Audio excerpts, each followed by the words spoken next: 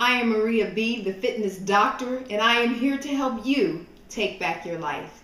Today we're going to talk about food combining. I've talked about how to combine food on a couple of my shows that I would air live once a week, but I realize that many of you may have not seen some of those episodes. And so when someone approached me the other day and they asked me, how did I eat? How did I combine foods?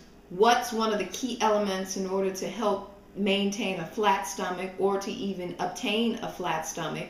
I give suggestions about it, but I decided that I would talk about it and share with everyone else in order for those of you who aren't familiar with the natural body cycle that you can learn something and apply it to your everyday life.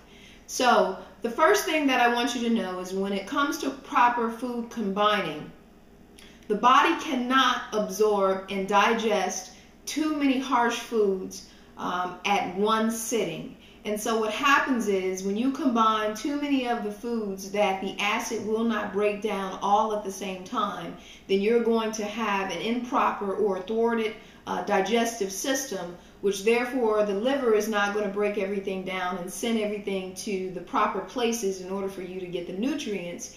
And you are going to also end up having a lot of the food that's not broken down properly going to sit in your stomach area, and it's not going to be eliminated as a waste, and it's not going to be used as a nutrient. So let's talk about, very quickly, let's talk about kind of like the food groups, so that way you guys aren't, for those of you who aren't that familiar with how foods are grouped, then let's just kind of start with the basics real quick. You have your breads, then you have your pasta, you have rice, which all fall under, as well as I pulled out an oatmeal pack that's been sitting in my pantry for I don't know how long. But there's an oatmeal pack. You also have a sweet potato. All of those things that I just named that are sitting here are in this group, which are called your starchy carbs. Now, starchy carbs are the type of things that people have a tendency to kind of have a craving for. Breads, pastas, things that are very heavy and you have to be very careful about, because the body is not going to break all of those things down and turn them into energy in the manner that you may need them to.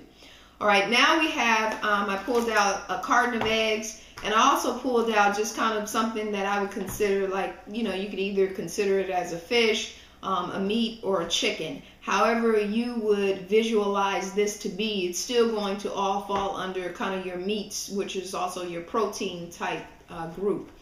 Then you have your red bell pepper, purple onion, green beans. You have your vegetables. That's not real difficult to decipher. You have your vegetable group. And of course I wanted to make sure that I put out your handy dandy corn, because many of you think when I talk about vegetables that you can also visualize a stalk of corn and put that in the group, when corn is really just a grain and it serves actually no purpose. Corn is just something that you may enjoy eating, but if you feel like that's going to replace some of the green vegetables and your power foods that you need to have on a daily basis, it's not going to happen. You might as well just leave the corn out and just give it up, because there's no way around trying to justify corn substituting some of the nutrients that you need to have. All right, so now that we have all this stuff grouped, let's talk about how we combine the foods. Now, the natural body cycle, what I mean by that is the best way that your body is going to absorb and digest foods and send the nutrients to the proper organs that need to have them. All right, now, what you don't want to do is you don't want to take bread and you don't want to take protein and you don't want to eat it at the same time. I know that when you start to visualize the things that you eat, when you combine that together, you'll think about sandwiches, you'll think about potatoes with steak, you'll think about all those things that according to the American standard is the way that we eat, when we actually as Americans are the worst. We have the worst diets compared to all the other countries. There are a lot of impoverished countries out there. However, we have the worst diets and the worst eating habits. So the way that you've been trained to eat is going to be very challenging for those of you who are emotional eaters and it triggers some of the things that you grew up having, it's going to be a challenge for you. However, it can be done. All right, so the body will not absorb a protein and a starchy carbohydrate together very well. Now, there are some people who have philosophies out there who talk about grazing all through the day and having one meal, during that day, which is in the middle of the day. And when you actually have that meal, you could have whatever it is that you choose to eat. I think it's called the paleo diet. There's a couple of different names for it, but they have the same philosophy. If that works for you, I am not encouraging you to change that. If you already have a flat stomach, if you have a clean bill of health, if you have no issues with your system, if your body is exactly the way that you want it, the science may work for your system. But the standard way of how well your body absorbs food is not combining a protein and a carbohydrate, a protein and a starchy carbohydrate together.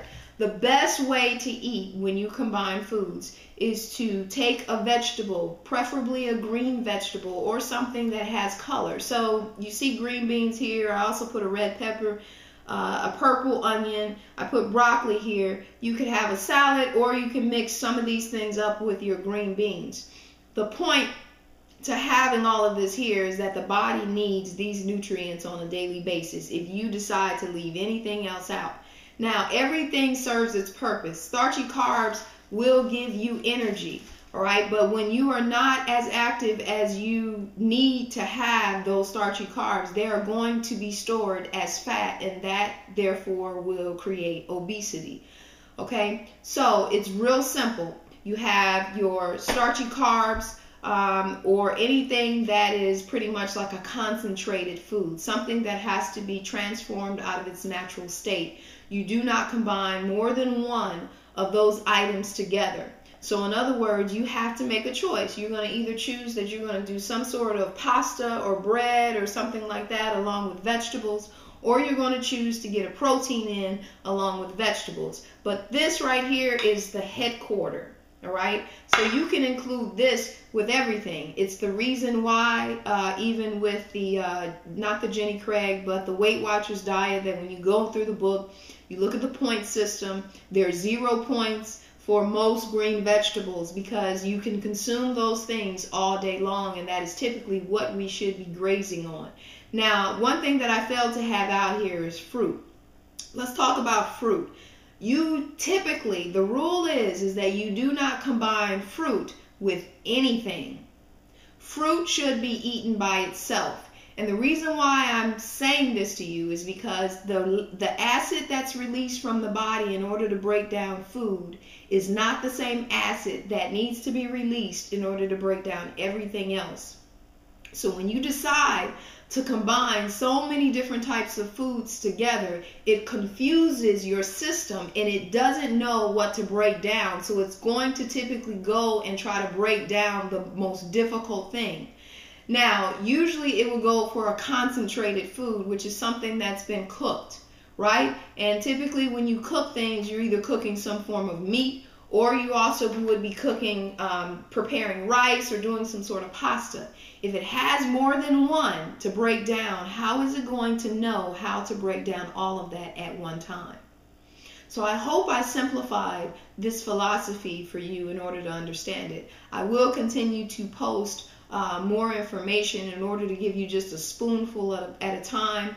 But the essence of this video today is to teach you kind of like the standard methodology behind making sure that your system properly breaks down and digests food, which is not combining too many of the wrong things together at one time. You have concentrated, which are your foods that are processed, that are cooked, all right? And when you have more than one, it's too difficult. When you only have one along with your headquarters, which is your vegetable, it's going to be much better off for your system.